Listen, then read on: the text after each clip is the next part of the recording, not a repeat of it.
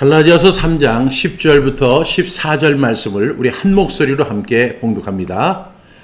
물은 율법 행위에 속한 자들은 저주 아래에 있나니 기록된 바 누구든지 율법책에 기록된 대로 모든 일을 항상 행하지 아니하는 자는 저주 아래에 있는 자라 하였습니다. 또 하나님 앞에서 아무도 율법으로 말미암아 의롭게 되지 못할 것이 분명하니 이는 의인은 믿음으로 살리라 하였습니다. 율법은 믿음으로 난 것이 아니니 율법을 행하는 자는 그 가운데서 살리라 하였느니라. 그리스도께서 우리를 위하여 저주를 받은 바 되사 율법의 저주에서 우리를 속량하셨으니 기록된 바 나무에 달린 자마다 저주 아래에 있는 자라 하였습니다. 이는 그리스도 안에서 아브라함의 복이 이방인에게 미치게 하고 또 우리로 하여금 믿음으로 말미암아 성령의 약속을 받게 하려 함이라. 갈라디아서 3장 10절부터 14절 말씀. 아멘, 아멘. 우리 지난주 말씀 복습하겠습니다. 지난주 말씀 우리 두 번 연속으로 우리 함께 암송하도록 하겠습니다. 갈라디아서 3장 6절부터 9절 말씀. 아브라함이 하나님을 믿음에 그것을 그에게 의로 정하셨다 함과 같으니라. 그런즉 믿음으로 말미암은 자들은 아브라함의 자손인 줄 알지어다. 또 하나님이 이방을 믿음으로 말미암아 의로 정하실 것을 성령이 미리 알고 먼저 아브라함에게 복음을 전하되 모든 이방인이 너로 말미암아 복을 받으리라 하였느니라. 그러므로 믿음으로 말미암은 자는 믿음이 있는 아브라함과 함께 복을 받느니라. 갈라디아서 3장 6절부터 9절 말씀. 아멘, 아멘. 갈라디아서 3장 6절부터 9절 말씀. 아브라함이 하나님을 믿음에 그것을 그에게 의로 정하셨다 함과 같으니라. 그런즉 믿음으로 말미암은 자들은 아브라함의 자손인 줄 알지어다. 또 하나님이 이방을 믿음으로 말미암아 의로 정하실 것을 성경이 미리 알고 먼저 아브라함에게 복을 전하되 모든 이방인이 너로 말미암아 복을 받으리라 하였느니라. 그러므로 믿음으로 말미암은 자는 믿음이 있는 아브라함과 함께 복을 받으니라. 갈라디아서 3장 6절부터 9절 말씀. 아멘, 아멘. 우리 잠시 기도하고 말씀을 나누도록 하겠습니다. 하나님 아버지, 참으로 감사합니다. 오늘 주일 하나님 앞에 나와 예배할 수 있도록 인도해 주시고 하나님의 귀한 말씀을 들을 수 있는 시간을 허락해 주심에 감사를 드립니다. 성경은 우리에게 율법의 행위로 하나님 앞에 의롭다함을 얻을 자 없다고 분명히 이야기하지만 이상하게도 지금 한국교회는 행위 구원 그리고 율법의 행위로 말미암아 구원받는 것처럼 주장하는 거짓 선지자들과 거짓 교사들과 거짓 목회자들로 인해서 많은 사람들이 율법의 행위에서 벗어나지 못하고 있습니다. 그 율법의 행위에서 오늘도 하나님의 의, 믿음으로 얻게 되는 의롭다함을 얻는 그 하나님의 놀라운 특권을 다 잃어버리게 하고 율법의 행위만을 주장하는 잘못된 신앙으로 변질되어 가고 있는 안타까운 현장을 보고 있습니다. 오직 의인은 믿음으로 말미암아 살리라. 하나님, 우리에게 바른 믿음을 깨우쳐 알 수 있도록 도와주시옵소서. 오늘도 말씀을 통해서 알게 해주시고 깨닫게 해주시고 율법의 행위의 독속에서 벗어날 수 있는 우리 모두가 되게 하여 주옵소서. 그래서 하나님이 우리를 위해서 준비된 그 구원의 은혜와 감격을 누리며 살아가는 우리 모든 그리스도인 다 되어줄 수 있도록 도와주시옵소서. 예수님의 이름으로 기도드립니다. 아멘. 오늘은 갈라디아서 3장 10절부터 14절 말씀을 통해서 믿음으로 얻는 세 가지 약속을 저주로 바꿔놓은 사람들이라는 제목으로 함께 말씀을 나누려고 합니다. 믿음으로 얻는 세 가지 약속이 있는데요. 이 약속, 이 축복의 약속을 저주로 바꿔놓는 사람들이 우리 주위에 너무나 많이 있습니다. 여러분, 우리가 그리스도 예수를 믿는 믿음으로 말미암아 의롭다함을 얻게 되고 구원을 받게 되고 새로운 피조물이 됩니다.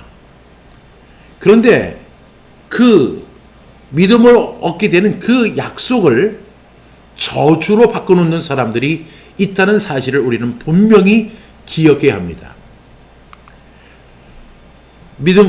교회 안에는 두 종류의 신앙인이 있다고 제가 지난주에 말씀을 나눴습니다. 첫 번째는 어떤 사람들이냐? 죄인 신앙을 가지고 있는 사람들. 또 하나는 의인 신앙을 가지고 있는 사람들이다. 그런데 참 이 죄인 신앙, 의인 신앙으로 이렇게 구분되는데 대다수의 사람들이 의인 신앙, 성경이 말씀하는 의인 신앙이 아니라 죄인 신앙을 가지고 살아가는 사람이 너무 많다는 거예요. 이것을 꼭 프로테이지로 이렇게 설명할 수는 없겠지만 제가 보기에는 한국의 수많은 그리스도인들이 죄인 신앙을 가지고 살아가고 있습니다. 여러분, 우리 갈라디아서의 주제가 뭐라고 했죠? 이신칭의. 그런데 우리는 이신칭의라고 하는 것은 굉장히 믿음으로 얻게 되는 의인데 이 신앙에만 머물러 있어서는 안 됩니다. 이신칭의에 대한 확신도 중요하지만 이제 더 나아가서 의인 신앙을 가지고 살아야 돼요. 나는 의롭다함을 받은 사람이다. 나는 그리스도 예수를 믿는 믿음으로 말미암아 의인이 되었다라고 하는 그런 믿음이 있어야 됩니다. 앞서 설명한 것처럼 많은 사람들이 죄인 신앙 가지고 살아가고 있습니다. 왜 죄인 신앙에 머물고 있을까? 여러 가지 이유가 있다고 제가 지난주에 말씀을 드렸습니다. 복습 차원에서 말씀드리면 첫 번째는 죄인 신앙이 겸손한 신앙이라고 생각하기 때문에 그 죄인 신앙을 옳은 것으로 여기는 사람들이 있습니다. 여러분, 이건 정말로 잘못된 신앙입니다. 저에게 아들이 둘이 있는데요. 그 아들이 아침마다 아빠 잘 주무셨어요? 하고 이렇게 서로 간에 교제가 이루어지면 얼마나 좋겠어요. 그런데 이 아들이 아버지, 이 불효자를 용서하여 주시옵소서. 아니, 네가 왜 불효자야? 너는 내 사랑하는 아들이야. 예, 알겠습니다. 근데 그 다음날 또 다시 와가지고 아버지, 이 불효자를 용서하여 주시옵소서. 막 이렇게 한다고 하면은 그것을 우리가 겸손으로 받아들이겠어요? 이건 뭐냐면 그 아버지의 사랑, 아버지의 그 자식을 향한 그 기대, 그 모든 것을 다 저버리는 행위가 바로 그런 것입니다. 그래서 죄인 신앙이 겸손한 신앙이라고 생각하는 사람들은 그 착각에서 벗어날 수 있기를 주님의 이름으로 축복합니다. 두 번째는 자신의 현재 상태를 이렇게 보면 죄인이기 때문에 그 죄인 신앙이라고 생각하는 경우가 많아요. 여러분, 내가 태어나서 죽을 때까지 지난 죄가 아니라 모든 죄를 사함을 받은 거예요. 그리스도 예수를 믿는 믿음으로 말미암아 주님께서 말씀하시기를 풀 페이드, 다 지불했다. 풀 페이드, 전 인류에 대한 약속이기도 하지만 제 인생 전체에 대한 약속입니다. 태어나서부터 죽을 때까지 내가 지을 모든 죄를 그분이 한꺼번에 십자가에서 담당하셨다는 거예요. 그렇기 때문에 현재 내 상태를 보면 역시 그 죄성이 있잖아요. 심플 내처가 계속 죄로 이끌어가는 내 자신을 봅니다. 사도 바울도 그러한 고백을 했죠. 그래서 우리는 이렇게 고백할 수 있어요. 오라, 나는 곤고한 사람이로다. 이 사망의 몸에서 누가 나를 건져내랴. 그러나 여기서 끝나는 것이 아니에요. 그리스도 예수 안에 있는 자에게는 결코 정죄함이 없다. 너 죄인이라고 정할 수 없다. 왜냐? 그리스도 예수 안에 있는 생명의 성령의 법이 죄와 사망의 법에서 너를 구원하였기 때문입니다. 그래서 우리 현재 상태를 보면 죄인이지만 이 모든 죄는 다 사함받은 죄고 주님께서 말씀하시기를 이렇게 말씀하시는 거예요. 내가 네 죄를 기억하지 아니하리라. 동이서에서 먼 것까지 네 죄가를 옮기며 그 다음에 네 죄를 등 뒤에 던졌나이다. 이렇게 고백합니다. 등 뒤에 던지면 보이지 않거든요. 세 번째로 아직도 율법의 행위에서 자유하지 못한 사람들이 너무나 많기 때문입니다. 율법의 행위. 내가 뭔가를 해야 돼. 새벽기도 안 나가면 계속 마음이 불안한 거예요. 내가 새벽기도 나가서 기도해야 되는데 교회를 위해서 기도하고 국가를 위해서 기도하고 우리 가정을 위해서 기도하고 자녀들을 위해서 기도해야 하는데 내가 기도하지 못해서 기도하지 못한 죄를 저질렀나이다 하면서 그런 율법의 행위에서 또 어떤 사람은 온전한 11조를 하나님 앞에 드려야지 하나님께서 황충을 금하시며 그러니까 그런 말씀을 해요. 내가 지금 사업이 안 되는 건 내가 11조를 떼먹기 때문이에요. 주님 그렇게 치사한 분 아니에요. 우리가 온전한 11조 드려야 합니다. 그러나 때로는 우리의 어떤 상황이 어렵고 또한 우리의 의지가 약해서 온전한 11조 못 드릴 때도 있어요. 그러나 그것 가지고 주님이 우리를 정죄하지 않으세요. 네 번째는요, 거짓 목회자들이 계속 죄인 상태에 있는 것처럼 우리를 가르치기 때문에 그렇습니다. 그래서 계속 우리를 갖다가 그런 율법행위, 당신이 의롭게 살지 못하면 당신은 지옥 갈 수밖에 없어. 당신이 그렇게 주일 성수 안 하면 하나님이 당신에게 벌을 내리실 거야. 당신이 온전한 11조 못 드리면 하나님이 당신의 모든 것을 다 앗아가실 거야. 이런 식으로 싹 하는 거예요. 그러면 얼마나 불안합니까? 그러니까 결국 우리를 죄인 상태로 만들어 놓는 거죠. 이것은 거짓 선지자들이 하는 이야기입니다. 이런 4개 정도의 이유가 있는데 그 중에서 가장 심각한 것이 뭐냐면 거짓 선지자들의 가르침 때문입니다. 정말로 많은 사람들이 순수하게 예수 그리스도를 믿고 구원받고 하나님의 자녀가 되고 중생하고 그리고 천국 시민이 되고 그리고 하나님과 교제하는 하나님의 아들이 되는 그런 놀라운 은혜를 누리기 위해서 교회에 왔는데 성경은 우리에게 분명히 약속을 해주거든요. 믿음으로 얻게 되는 3가지 약속, 오늘 말씀에 나옵니다. 그런데 그것이 마치 없는 것처럼 그것을 저주로 바꿔놓는 사람이 있다는 것입니다. 하나님께서 우리가 그리스도 예수를 믿는 믿음으로 말미암아 우리가 의롭게 될 뿐만 아니라 또 하나님이 주시는 복이 있고 더 나아가서 성령의 약속까지 우리를 기다리고 있어요. 그래서 우리는 정말로 주님 안에서 참된 자유를 누리고 행복하게 살아갈 수 있는 거예요. 그런데 목회자들이, 거짓 선지자들이 그것을 갖다 저주로 살짝 바꿔놓는 거예요. 오늘 말씀의 내용이 그런 겁니다. 여러분, 믿음을 얻게 되는 것은 의칭이만이 아니에요. 믿음을 얻게 되는 것은요, 의롭다함을 얻는 것 외에도 엄청난 하나님의 약속들이 있어요. 그런데 거짓 선지자들은요, 그 하나님이 주시는 그 엄청난 약속들을 못 받게 하려고, 그리고 우리의 자유를 빼앗으려고 아주 발악을 하고 있다는 거예요. 왜? 우리를 갖다가 막 종으로 삼고 우리의 자유를 빼앗고 우리에게 자꾸 이렇게 압박을 주고 부담을 주면 그것이 자기들에게 유익이 되기 때문에 그런 거예요. 예를 들어서 온전한 11조를 드려라. 우리가 하나님 앞에 온전한 11조를 드려야 되는데 그것이 자기 교회의 어떤 경제를 위해서 한다고 하면 그건 거짓 선지자들인 거예요. 우리의 자유를 뺏으려고 하기 때문에 그렇습니다. 그런데 결국에는 더 나아가서 우리를 저주 아래 가둬두고 결국에는요, 지옥 가도록 만드는 거예요.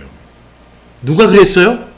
예수님 당시에 서기관들과 바리새인들이 그렇게 했던 거예요. 여러분, 예수님 당시에도 그런 사람들이 있었는데 지금은 그런 사람이 없을까요? 예수님 당시에 서기관과 바리새인들의 모습을 한번 보겠습니다. 마태복음 23장 15절 시작. 화 있을 진저 외식하는 서기관들과 바리새인들이여, 너희는 교인 한 사람을 얻기 위하여 바다와 육지를 두루 다니다가 생기면 너희보다 100나 더 지옥 자식이 되게 하는도다. 이 사람들, 그러니까 외식하는 서기관과 바리새인들은요, 이미 지옥 자식이에요. 그런데 그런 지옥 자식이 교인 하나를 얻기 위해서 바다와 육지를 두루 다니면서 교인 하나를 얻으면 그 자기보다도 더 심한, 더 배나 더 지옥 자식이 되게 만드는 것이 바로 화 있을 진저 서기관들과 바리새인들이에요. 이것이 예수님 당시에도 있었기 때문에 예수님이 그들을 향해서 너희들 화 있을 진저라고 말씀하셨던 거예요. 지금 한국교회에 그런 사람이 없을까요? 충격적이죠. 그들은 우리에게 율법의 행위를 요구해요. 그런데 율법의 행위로 인해서 우리가 자유함을 얻고 구원을 받고 의롭다함을 받는 게 아니라 저주 아래 놓이게 된다는 거예요. 우리 10절 말씀 우리 함께 읽겠습니다. 물론 율법 행위에 속한 자들은 저주 아래에 있나니 기록된 바 누구든지 율법책에 기록된 대로 모든 일을 항상 행하지 아니하는 자는 저주 아래에 있는 자라 하였습니다. 여러분, 율법 행위에 있는 자들은 어디에 있다고 했어요? 저주 아래에 있다는 거예요. 물론 여러분 보세요. 여러분들이 만약에 율법을 만약에 율법이 1부터 100이라고 한다고 하면 1부터 100까지를 완벽하게 지킨다면 그 의롭다함을 얻을 수 있어요. 그런데 성경은 이야기하기를 율법을 가지고 1부터 100까지를 완벽하게 지킬 사람은 이 세상에 단 한 사람도 없어요. 그러니까 그 율법으로 승부를 내려고 하는 사람은 결국 저주 아래에 있을 수밖에 없는 거예요. 저주의 결과를 얻을 수밖에 없는 것입니다. 그래서 그것을 100% 다 행하지 못하니까 결국은 저주 아래에 있는 자라 하였습니다. 이렇게 이야기하는 거예요. 우리가 그 율법이라고 하는 것이 너무나 잘 아는 것처럼 창세기, 출애굽기, 레위기, 민수기, 신명기, 이걸 모세오경, 또 율법서라고 하는데 그 율법책에 기록된 대로 모든 일을 항상 행하지 않으면 100% 완벽하게 지키지 못하면 결국은 저주 아래에 있게 하는 거예요. 저주 아래 있게 되는 것입니다. 따라서 그렇게 율법의 행위를 강조하는 사람은 우리를 어디로 갖다 놓느냐면 율법의 행위로 인해서 저주 아래 있게 만드는 것입니다. 율법의 행위로 구원받을 수 있는 사람은 아무도 없어요. 결국은 율법의 행위로 승부를 내려고 하는 사람들은 결국은 저주 아래 있는 것입니다. 그리고 저주 아래 있는 사람들은 저주의 끝판왕이 뭐예요? 바로 지옥입니다. 지옥으로 떨어지게 되는 거예요. 여러분, 우리가 천국을 어떻게 갑니까? 우리의 공로, 우리의 노력, 우리가 새벽기도 참여하는 거, 온전한 11조를 드리는 거, 이거로 천국에 가는 게 아니에요. 나는 아무 공로 없지만 예수 그리스도를 믿는 믿음으로 말미암아 천국에 가는 거예요. 그런데 그 그리스도 예수를 믿는 믿음이 아니라 율법의 행위로 의롭다함을 받으려고 하는 사람은 결국은 저주 아래 떨어지게 되고 나중에는 저주의 끝판왕인 지옥으로 떨어질 수밖에 없게 된다는 것입니다. 그러니까 율법 행위가 이렇게 무서운 것입니다. 성경의 주장과는 달리 지금도 많은 사람들이 스스로 저주를 자청하고 있어요. 뭔가를 좀 내가 의롭게 하려고, 그리고 뭐 구제를 열심히 하고 사랑을 베풀고, 여러분 그것이 나쁘다는 게 아니에요. 그것으로 구원받을 수 없다는 거예요. 근데 그렇게 하는 것은 결국 뭐냐면 예수 그리스도를 부정하는 행위예요. 예수 그리스도께서 저주의 십자가를 지신 것을 부정하는 행위입니다. 그래서 결국은 저주를 자청하는 것이라고 말씀드릴 수 있는 거예요. 11절 말씀 보겠습니다. 시작. 또 하나님 앞에서 아무도 율법으로 말미암아 의롭게 되지 못할 것이 분명하니 이는 의인은 믿음으로 살리라 하였습니다. 분명히 말씀드립니다. 율법의 행위로, 율법으로 말미암아 의롭게 되지 못할 것이 분명하다는 것입니다. 성경이 그렇다면 그런 것이고 분명하다고 하면 분명한 거예요.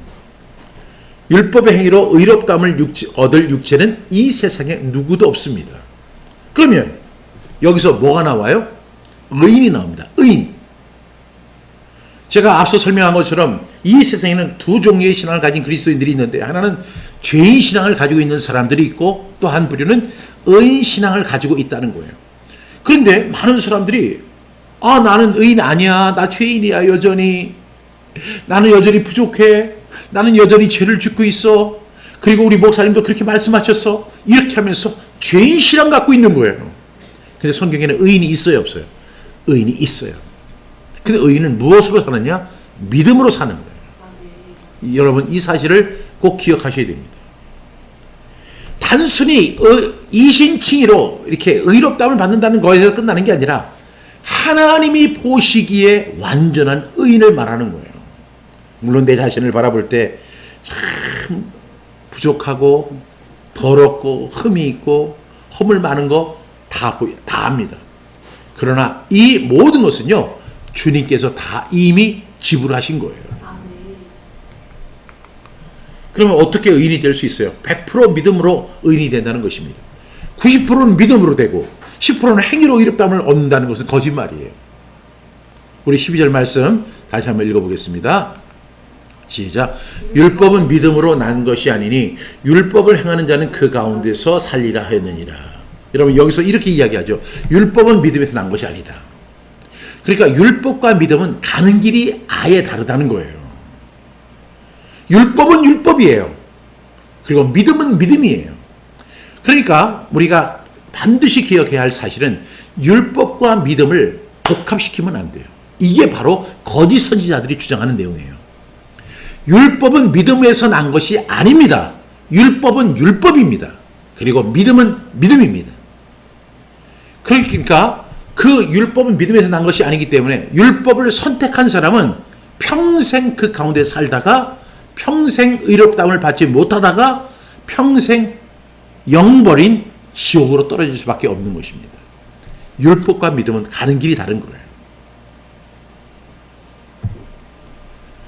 지금 사도 바울이 계속 이렇게 같은 내용을 반복하고 있잖아요. 왜 그럴까요? 사도 바울이 그렇게 누누이 설명하는 이유는 왜냐하면 갈라디아 지방교회에 있는 사람들, 이 지금 편지를 보낸 시점이 언제냐면 AD 5년 정도 되는 상황이에요. 1차 전도, 2차 전도 여행, 3차 전도 여행을 마치고 돌아온 이후에 지금 갈라디아 지방에 편지를 보낸 거예요. 1차 전도 여행 때에 지금 갈라디아 지방에 있는 교회들, 그 사람들에게 복음을 전해서 그곳에 한 4개의 교회가 세워졌습니다. 1차 전도 여행의 결과였죠. 그리고 이제 2차 전도 여행, 3차 전도 여행을 마치고 돌아와서 듣는 바로는, 그러니까 꽤 시간이 지난 거예요. 뭐 10년이 될 수 있고 15년이 될 수 있는데 꽤 시간이 지났는데 보니까 이 갈라디아 지방에 있는 교회들이 자기가 전한 복음이 아니라 율법과 믿음을 혼합을 시킨 그 이상한 괴물 복음을 그들이 믿고 있고, 그 진짜 복음에서 속히 떠나 그 가짜 복음을 따라가고 있는 그 이야기를 사도 바울이 듣게 된 것입니다. 지금 사도 바울은 분명히 이야기합니다. 율법은 믿음에서 난 것이 아니다. 율법은 율법이고 믿음은 믿음이다. 율법과 믿음을 플러스하면 최고의 복음이 된다. 이건 거짓이다. 율법은 율법이에요. 그리고 율법은 믿음으로 절대로 복합할 수 없고 같이 플러스하면 이것은 거짓 복음이 된다는 사실을 이야기하고 있는 거예요. 그러면서 뭐라고 이야기해? 율법을 행하는 자는 그 가운데 살다가 죽는다는 것입니다. 그 전에 11절은 뭐라고 했어요? 오직 의인은 믿음으로 살리라. 의인은 믿음으로 사는 것이고 율법을 믿는 사람들은 율법을 행하다가 그 가운데서 살다가 죽는다는 것입니다. 율법과 믿음의 근거가 완전히 다르다는 사실을 이야기하고 있는 거예요. 여러분, 율법의 행위를 주장하는 사람들은 믿음으로 의롭게 된다는 말이 믿어지지가 않아요. 아니, 어떻게 내가 예수님 믿습니다, 내가 그래서 예수를 믿는 믿음, 그거 하나를 가지고 어떻게 내가 의롭다움을 얻을 수 있느냐, 어떻게 하나님의 자녀가 될 수 있느냐, 어떻게 천국 갈 수 있느냐, 이렇게 이야기합니다. 그래서 끝까지 율법의 행위를 주장하는 것입니다. 이게 바로 거짓 복음이에요. 여러분, 율법의 행위는 멋있어 보입니다. 그리고 그럴싸해요. 그리고 진짜 신앙같이 보이는 거예요. 아니, 예를 들어 예수님을 믿고 구원받았다고 하는 사람이 새벽기도도 안 나오는데 이 사람은 새벽기도를 나와. 그리고 온전한 11조도 드려. 그리고 막 이웃 사람에게 구제도 해. 그리고 착한 일도 해. 그러면 우리가 볼 때 어떤 사람이 더 의롭게 보여요? 그 사람이잖아요. 그리스도 예수를 믿는 믿음으로 그냥 구원받은 사람은 가만히 있는데 저 사람은 막 선한 일도 하고 구제하는 일도 하고 착한 일도 하고 새벽기도도 나오고 헌금도 잘하고 이러면 사람들은 저 사람이 의로운 사람이야, 저 사람은 진짜 신앙인이야, 이렇게 생각한단 말이에요. 우리는 그렇게 볼 수 있어요. 왜? 우리의 시각은 극히 제한적이기 때문에. 그러나 하나님은 전체적으로 보시는 거예요. 이 사람이 그런 의로운 행위로 해서 구원받을 수 있는 게 아니야. 그리고 그건 착각이야. 더 나아가서 그건 저주 아래 있는 신앙이야. 내가 그렇게 하려면 왜 예수 그리스도를 희생시켰겠어? 이렇게 말씀하시는 거예요. 아니, 네가 그렇게 의롭고 네가 그렇게 착하고 네가 구제를 잘하고 새벽기도를 그렇게 잘 나가고 온전한 11조를 드려서 그렇게 의롭다함을 받는다면 내가 그렇게 독생자 예수 그리스도를 왜 십자가에서 죽게 하겠느냐고 이렇게 말씀하시는 거예요. 그런데도 사람들은 그래도 내가 뭔가를 해야죠. 13절 말씀을 우리 한번 같이 보겠습니다. 13절 말씀입니다. 시작. 그리스도께서 우리를 위하여 저주를 받은 바 되사 율법의 저주에서 우리를 속량하셨으니 기록된 바 나무에 달린 자마다 저주 아래에 있는 자라 하였습니다. 예수는 죄가 없으신 분이에요. 그런데 그 예수님께서 우리를 위해서 저주를 받으신 거예요. 저주는 누가 받아야 되냐면 사실 내가 받아야 돼요. 여러분들이 저주를 받는 거예요. 그런데 여기서 보니까 그리스도께서 우리를 위하여 저주를 받은 바 되셨다는 거예요. 저주를 내가 마땅히 받아야 할 저주를 예수님이 대신 받으셨어요. 그래서 그 율법의 그 저주에서, 율법에는 뭐가 있다고요? 저주가 있어요. 그 율법의 저주에서 우리를 속량하셨다는 거예요. 속량하셨다.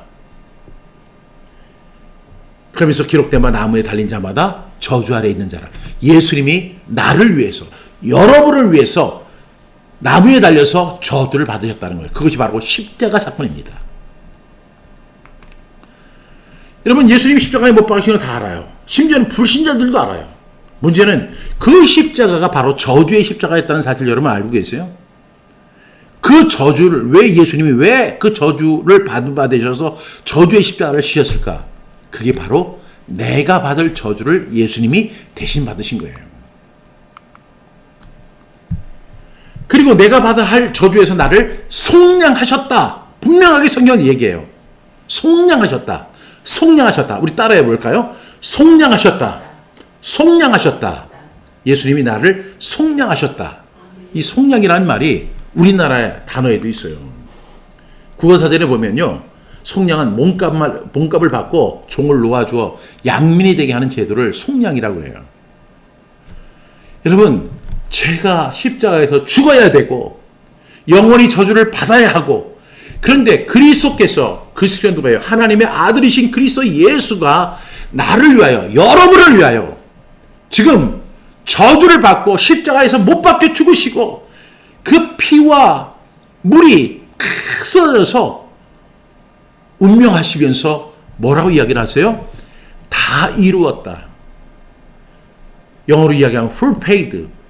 예수님이 그때 뭐라고 말씀하셨냐면 테텔레스타이, 다 지불했다. 이렇게 말씀하신 거예요. 여러분, 그 은혜를 우리가 믿음으로 받아들여야 합니다. 14절 말씀 보겠습니다. 시작. 이는 그리스도 예수 안에서 아브라함의 복이 이방인에게 미치게 하고 또 우리로 하여금 믿음으로 말미암아 성령의 약속을 받게 하려 함이라. 여러분, 우리가 믿음으로 무엇을 얻게 된다고 했죠? 의롭다함을 받는다 그랬어요. 그리스도 예수를 믿는 믿음으로 말미암아 의롭다함을 받는다. 두 번째는 뭐냐면 아브라함의 복을 받는다. 세 번째는 그 믿음으로 말미암아 성령의 약속을 받는다는 것입니다. 그러니까 우리가 행위가 아니라, 율법으로가 아니라 그리스도 예수를 믿는 믿음 때문에 얻게 되는 것은 세 가지예요. 첫 번째가 뭐냐면 그리스도 예수를 믿는 믿음으로 말미암아 우리가 하나님 앞에서 의롭다함을 받게 되고, 그 다음에 그 아브라함의 복이 있잖아요. 그 아브라함의 복이 우리에게 임하게 되는 거예요. 여러분, 아브라함은 믿음의 조상이라고 우리가 이야기하지만 사실은 그 이전에 아브라함을 복의 근원, 복이라고 이야기합니다. 옛날 성경에는 복의 근원이라고 했어요. 너는 복의 근원이 될지라 그랬는데 지금 우리 개역 개정판에는 뭐라고 되냐면 너는 복이다 이렇게 말씀하세요. 우리 창세기 12장 2절 말씀 보겠습니다. 시작. 내가 너로 큰 민족을 이루어 내게 복을 주어 내 이름을 창대하게 하리니 너는 복이 될지라. 아브라함은 복이에요. 그런데 내가 그리스도 예수를 믿는 믿음으로 말미암아 아브라함과 전혀 상관이 없던 내가 아브라함의 후손이 되면서 그 아브라함의 복을 나도 받는 사람이 된 거예요. 이게 얼마나 놀라운 일이에요. 더 나아가서 오늘 14절 말씀은 이렇게 얘기해요. 그래서 의인이 된 아브라함이 복을 받게 되는데 실제로 우리는 저주 아래 있었지만 예수님이 우리를 위해서 대신 받으셨고 우리를 속량해 주셨어요.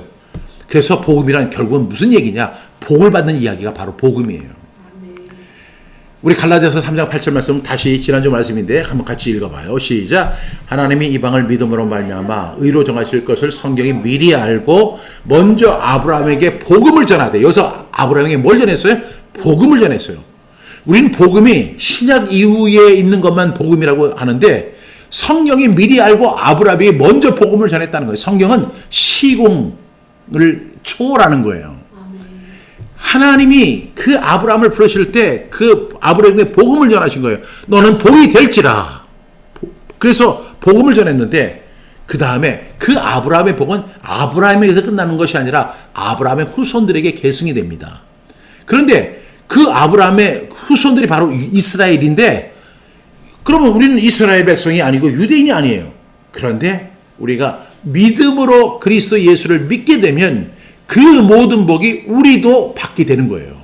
그래서 모든 이방인이 너로 말미암아 복을 받을 것이다 라고 말씀해 주신 거예요. 그러니까 첫 번째로 우리는 그리스도 예수를 믿는 믿음으로 말미암아 어떻게 된다고요? 의롭다함을 얻게 된 거예요. 이게 가장 큰 사건이죠. 두 번째, 그 아브라함의 복을 우리도 함께 받는 사람이 된 거예요. 세 번째는 뭐예요? 이제는 더 나가서 복의 존재가 될 뿐만 아니라 성령의 약속을 받는 존재가 된 거예요. 성령의 약속. 성령이 우리에게 약속해 주시는 일이 있어요. 아버지가 자식들에게 내가 너 자전거 사줄게. 내가 너에게 선물 하나 줄게. 이렇게 약속하는 것처럼 성령의 좋은 약속들이 있는 거예요. 그러니까 우리는 이 믿음으로 얻는 세 가지 약속을 얻은 사람이에요. 첫 번째 뭐예요? 의롭다함을 받는다. 두 번째는 뭐예요? 복을 받는다. 세 번째는 성령의 약속을 받는다는 거예요. 여러분, 이 믿음으로 얻는 것이 너무 많은 거예요. 보너스가 너무 많아요. 의롭다함을 얻습니다. 이거 얼마나 대단한 거예요. 그리고 복을 받습니다. 얼마나 대단합니까? 그리고 성령의 그 약속을 받습니다. 엄청나게 대단한 거죠.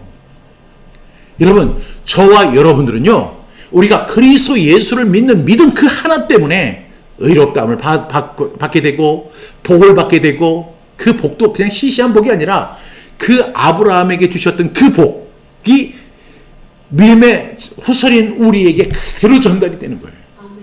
그 다음에 이제 우리가 이 세상을 살아가는데 우리는 뭘 받아야 돼요? 성령의 약속을 받아야 돼요. 성령의 약속을 받아야만 우리가 뭐냐면 성령의 열매를 맺을 수가 있는 거예요. 여러분, 얼마나 기가 막히고 얼마나 아름답고 얼마나 놀라운 일입니까? 이러한 약속을, 근데 문제는 뭐냐면 저주로 바꾸는 사람들이 있어요. 이 약속을 못 받게 하는 거예요.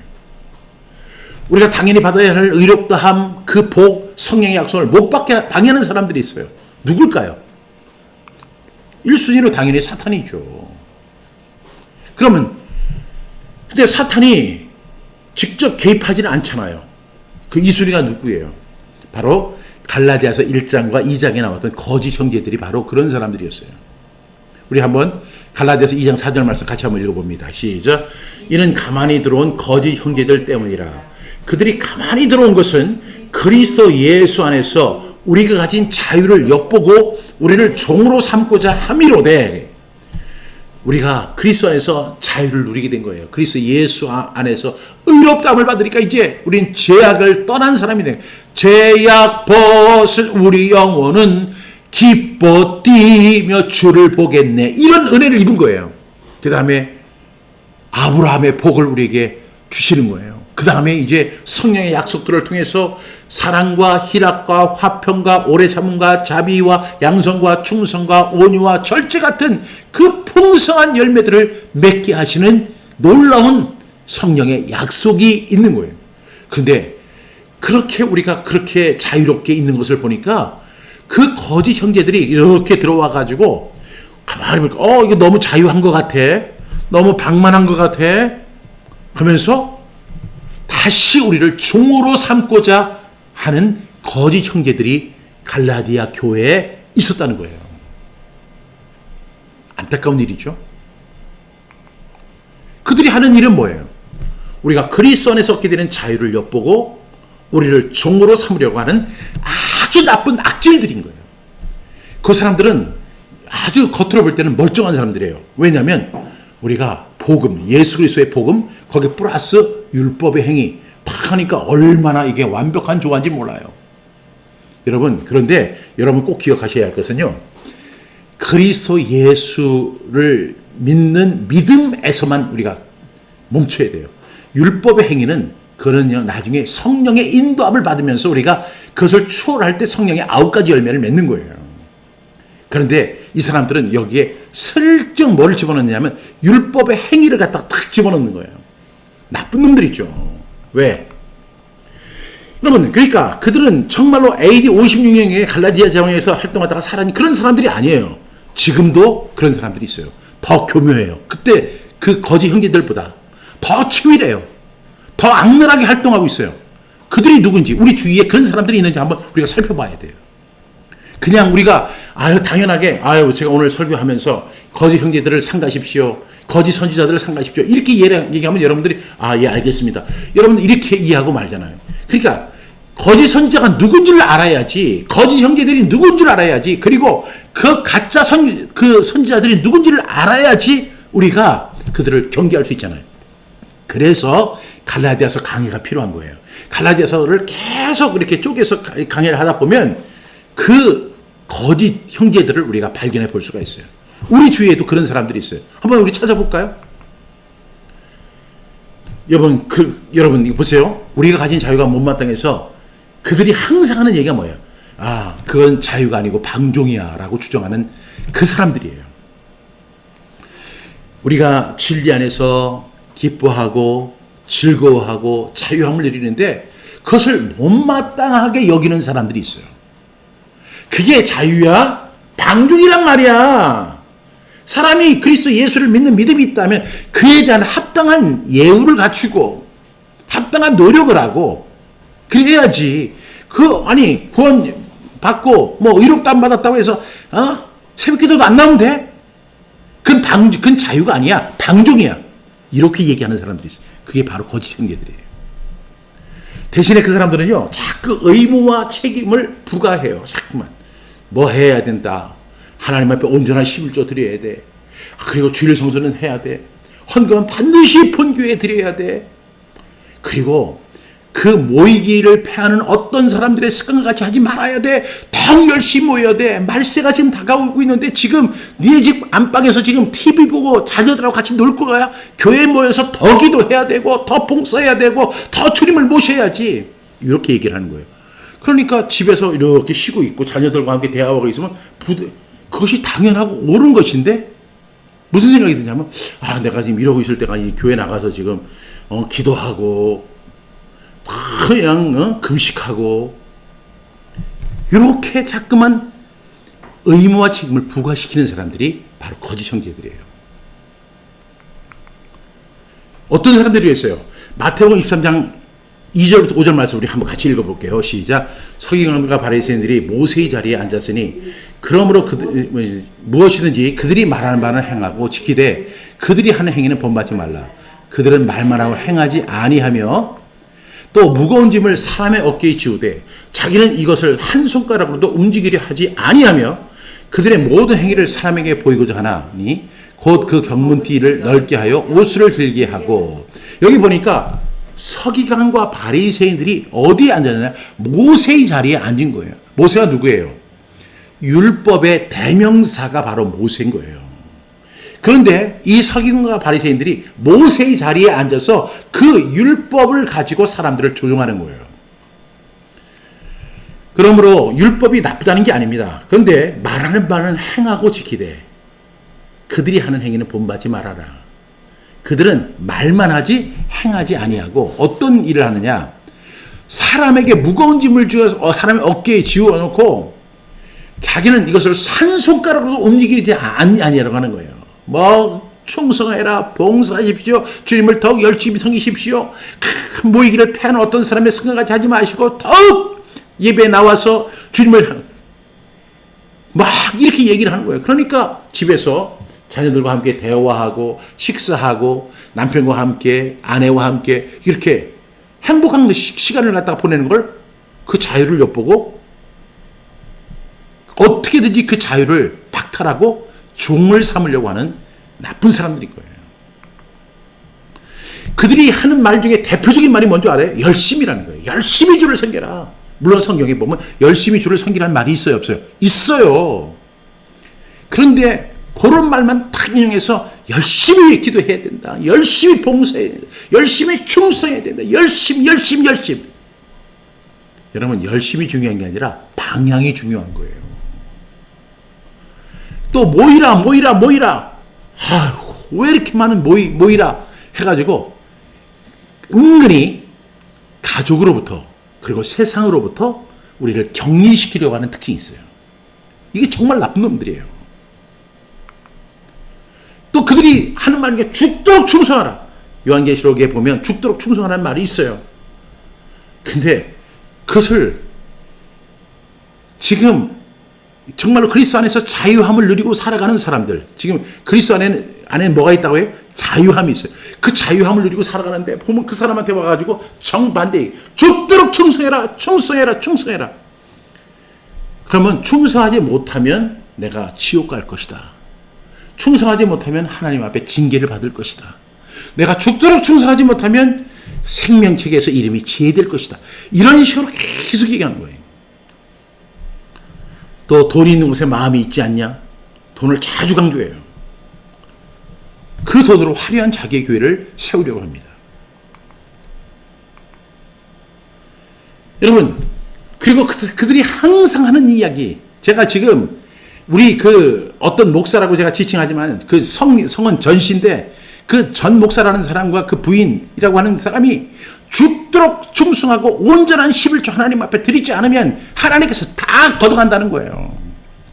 지금 하나님이 메뚜기를 금하시고 포도나무가 기한전에 떨어지지 않게 하는 것은 네가 온전한 11조를 드렸기 때문에 가능한 거죠. 네가 만약에 온전한 11조 드리지 않으면 하나님께서 메뚜기를 보내고 그리고 포도나무가 기한전에 떨어지게 해가지고 너 아무 소득이 없도록 하나님 만드신다는 거예요. 이야, 하나님이 그런 하나님일까요? 내가 어려워서 11조를 못 드렸어. 그랬더니 하나님이 그냥 온갖 재앙을 다 보내시는 하나님이 그게 사랑의 하나님이실까요? 11조는 반드시 본교회에 드려야 된다고 막 이야기합니다. 여러분, 본교회가 어디 있어요? 본교회는요, 바로 우리 교회는 우리의 믿음 위에 세워진 교회가 바로 본교회예요. 베드로가 그렇게 고백했잖아요. 주는 그리스도시요 살아계신 하나님의 아들이십니다라고 고백했잖아요. 내가 이 반석 위에 내 교회를 세우리니 음부의 권세가 이기지 못할 것이야 그랬어요. 그것이 본교회예요.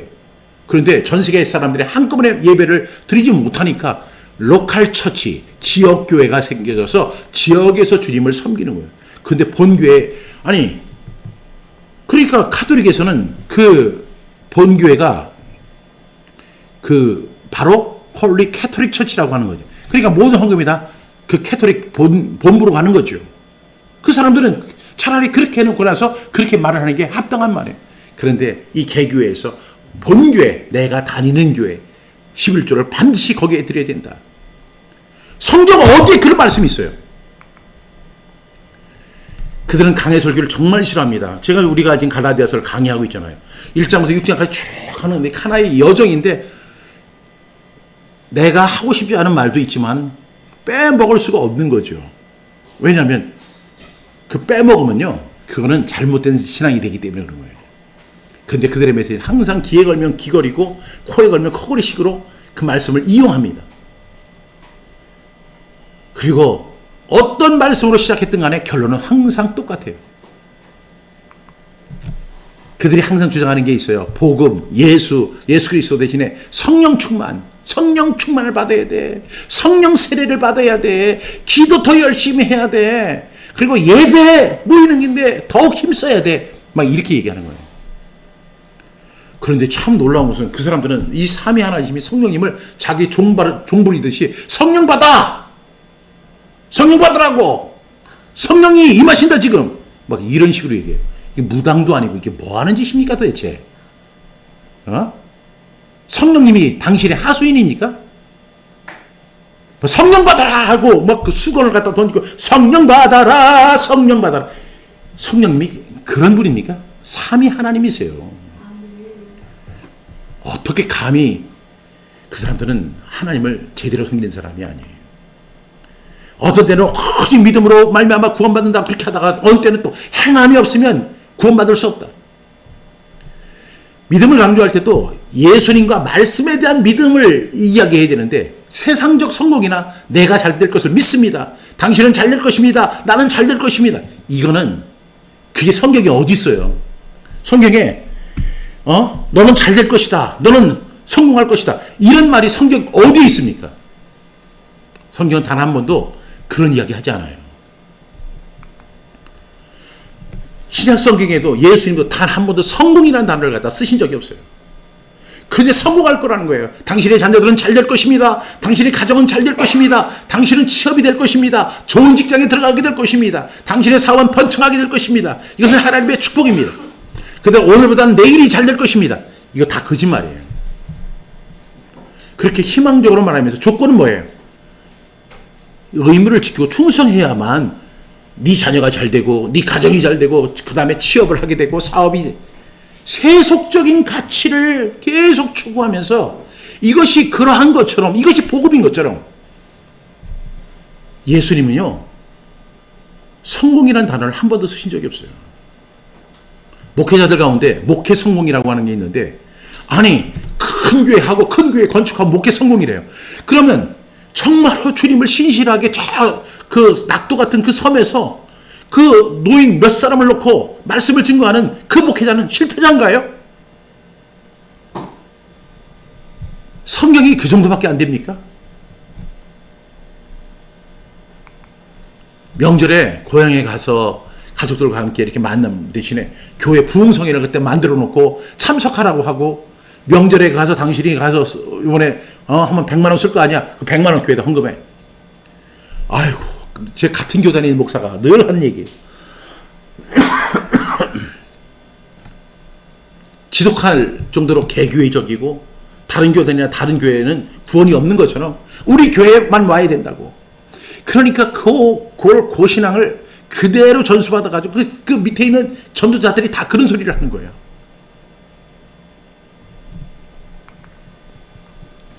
또 이 거짓 선지자들은 자신이 자주 꾼 꿈을 이렇게 말해요. 내가 꿈을 꿨는데 하나님께서 뭐 보여주셨고 또 계시라는 말도 많이 쓰죠. 하나님이 자신에게 직접 말씀해 주신다는 거예요. 거짓말입니다. 그건 신사도주의라고 하는 이단입니다. 하나님은 지금도 말씀하시죠. 무엇을 통해서? 성경 말씀을 통해서 말씀하시는 거예요. 이런 식으로 사람들을 현혹하고 자신의 주장을 관철시키기 위해서 반복을 해요. 똑같은 얘기를. 그들의 최종 목표가 뭐냐면 사람들의 자유를 빼앗아 종을 삼으려고 하는 거예요. 여러분 종에게 자유가 있어요? 없어요? 없어요.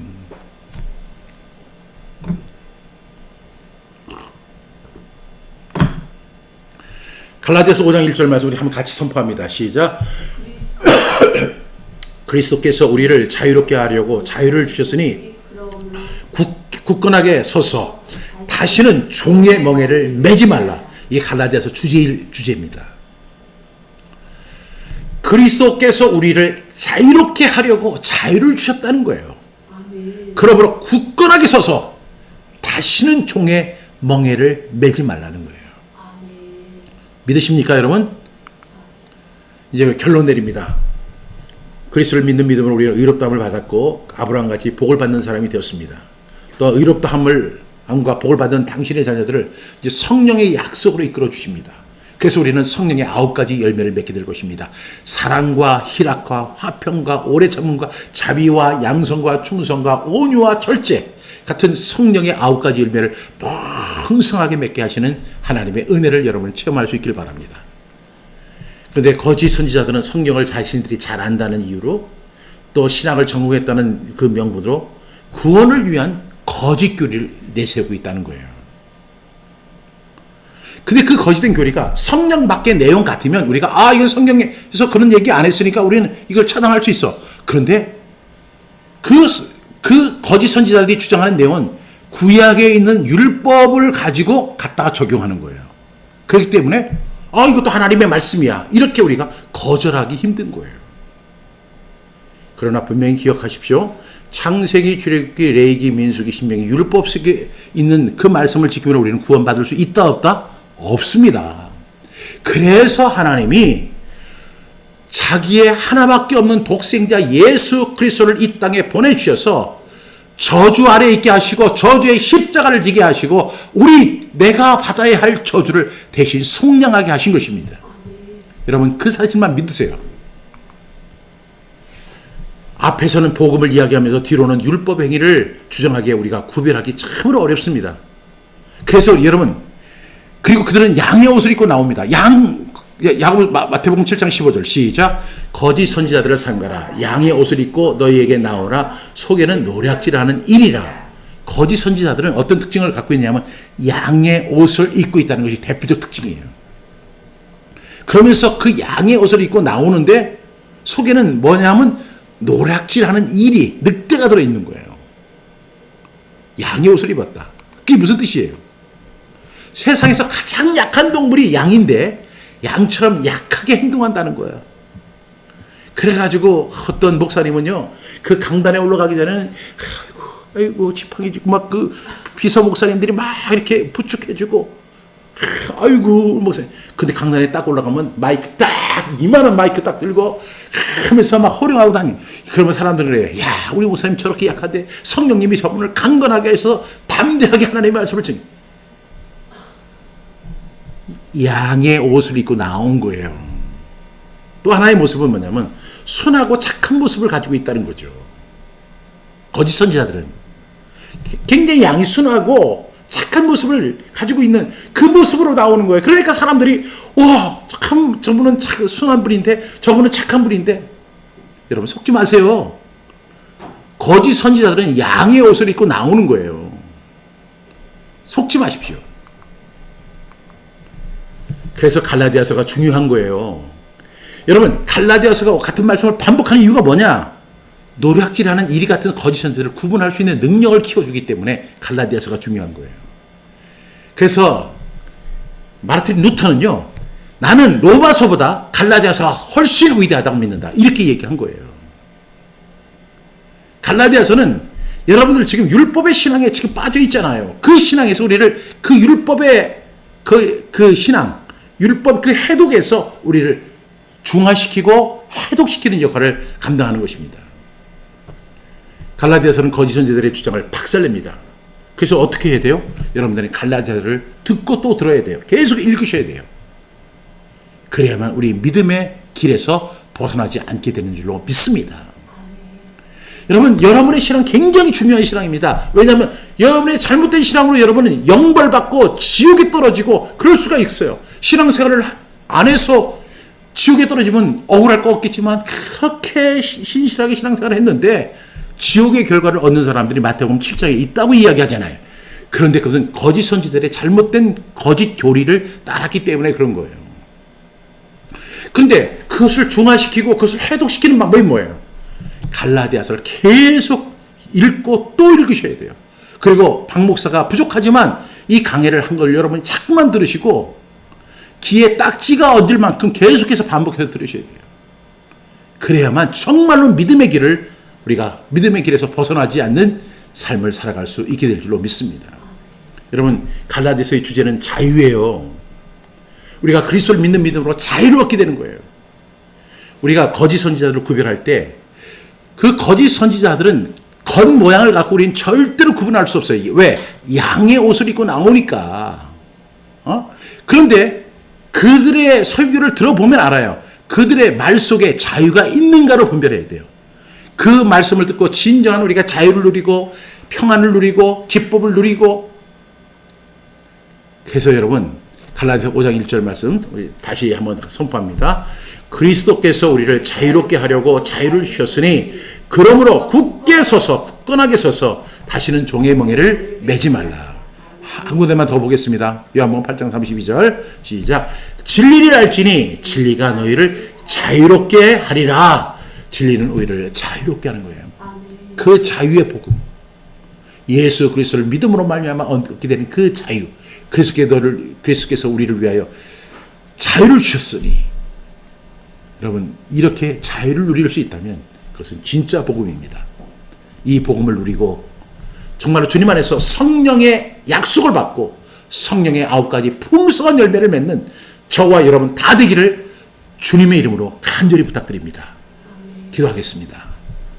하나님 아버지, 갈라디아서를 우리에게 주심 정말로 감사합니다. AD 56년경에 활동했던 갈라디아 지방의 거짓 선지자들이